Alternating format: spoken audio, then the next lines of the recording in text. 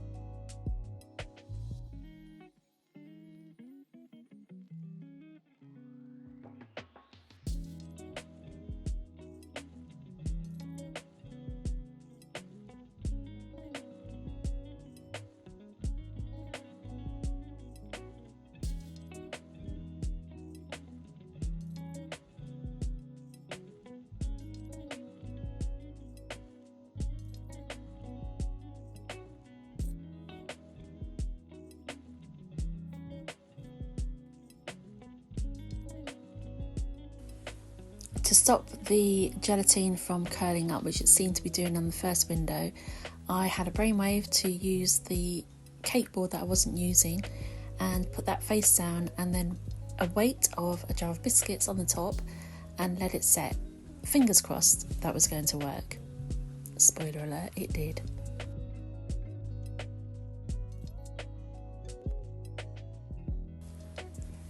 It's easiest to make the chimney pot pieces in advance, so you literally just glue the entire chimney onto the roof when you're ready.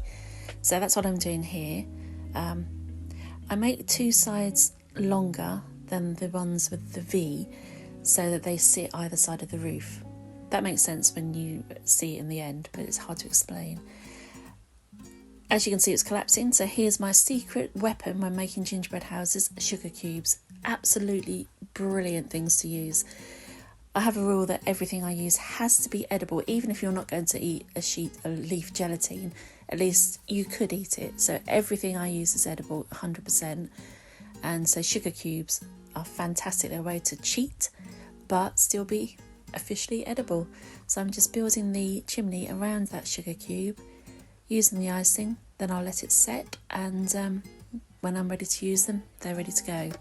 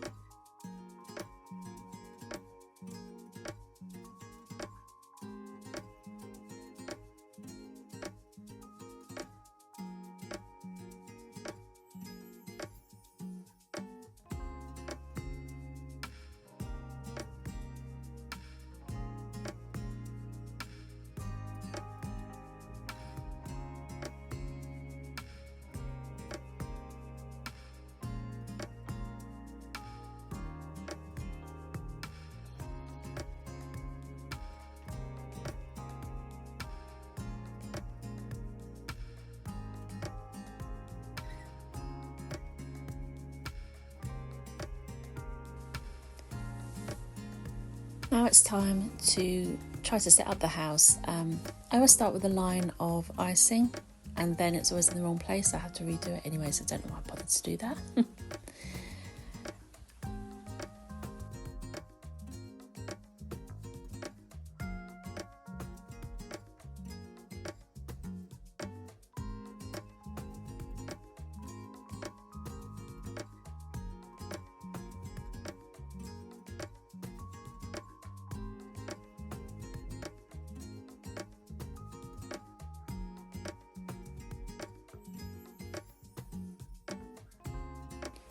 At this point you're literally gluing the pieces together, so you don't have to be too neat or worry about making it look decorative.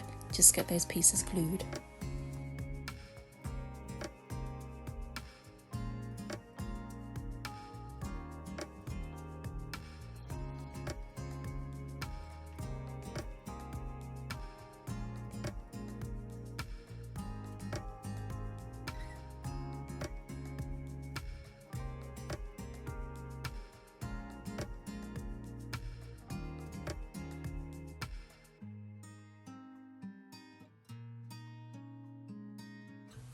I've moved the pieces forward a bit here, and as you can see I'm using the sugar cubes like building blocks. They're just helping to keep things in place, and as the icing sets, it sets around the sugar cube like a brick.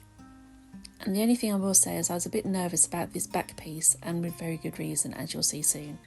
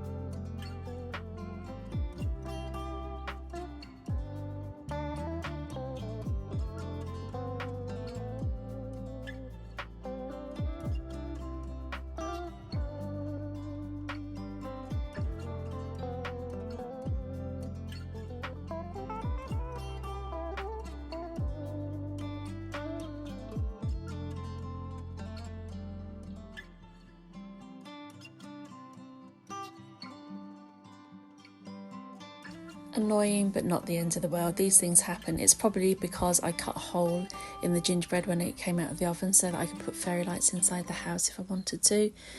Just made it a bit weaker. But you just use the icing glue, stick it back together, and then use a whole lot of sugar cubes to build it up and give it the support. The only thing is it's a bit messy inside, and it will be seen with this house because of the low window. So I've constructed a Christmas tree out of rosemary, and I've just attached that in there with icing glue, and there you go. That's what you see, a little Christmas tree. It's not so bad. So disaster averted, but it's a bit of a messy gingerbread house on the inside. Probably the worst I've ever done, actually.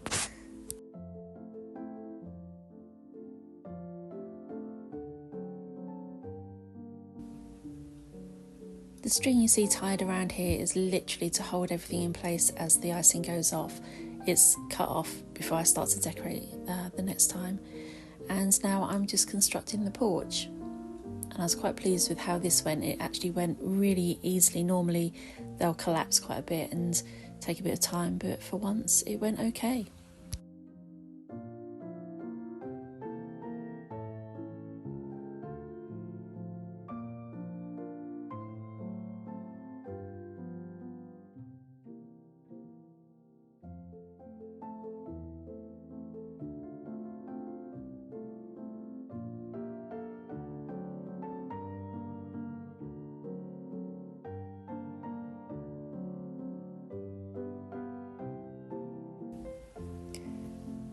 What you can't see me do here is I'm actually shaving down this piece of gingerbread. You can cut gingerbread once it's cooked and cooled. You have to do it carefully, but you kind of shave the end of it to fit, and it will work perfectly.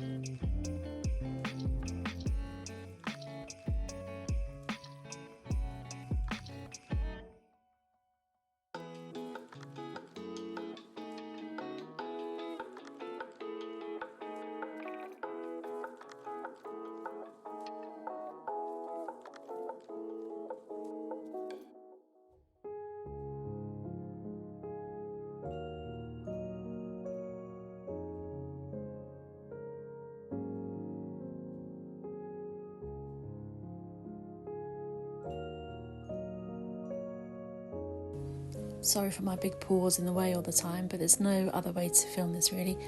The sigh of relief when I'd made this, I can't even start to tell you. It did not fall apart. Can't believe it.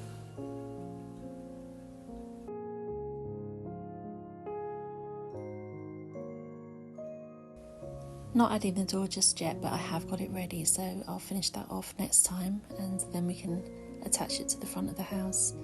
But for now, I need the porch to go off a bit so it doesn't fall off.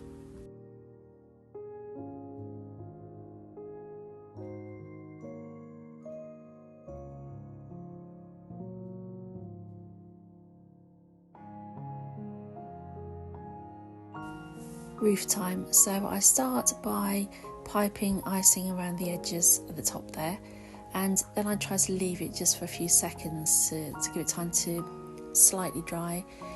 It's always an anxious time when you put the roof on the house because this is the point where it's most likely to collapse. And with the damage at the back, I was very anxious about that, but I persevered and thank goodness it stayed.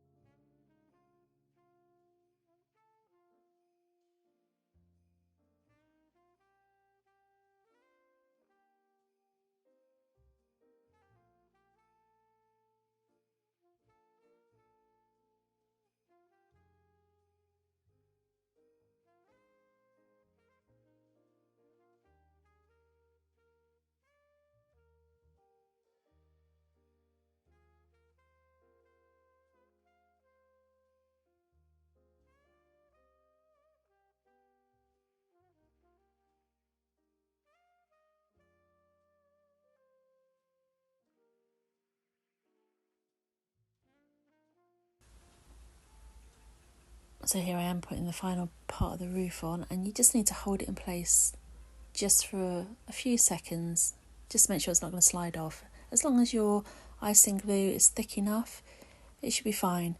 But what I also do is, before I start this process, is I put string underneath the cake board, and then I will pull it up and tie it. And again, it's the same as the string around the outside of the house. It will just hold things in place while that icing sets. And because this seemed quite sturdy, I thought I'd go for it and add the chimneys. So I've glued those on too, and they're not a perfect fit, but it's okay, it doesn't matter. You just build up the gaps with icing and don't worry about it. Don't forget, this is a gingerbread house, a house made of biscuit. So it does not have to be perfect. Nobody's going to move in. It doesn't have to be watertight. It just has to be nice and fun. And if it's not fun, then don't do it, because, you know, I enjoy doing this. This is my tradition. I've been doing this since before Violet was born, so it's something that I really do for myself. And once the gingerbread house is made and in the kitchen, then I feel like, yeah, Christmas is coming. So anyway, this is how I've made it. I will ice it and we will put it away to dry overnight and then come back to decorate.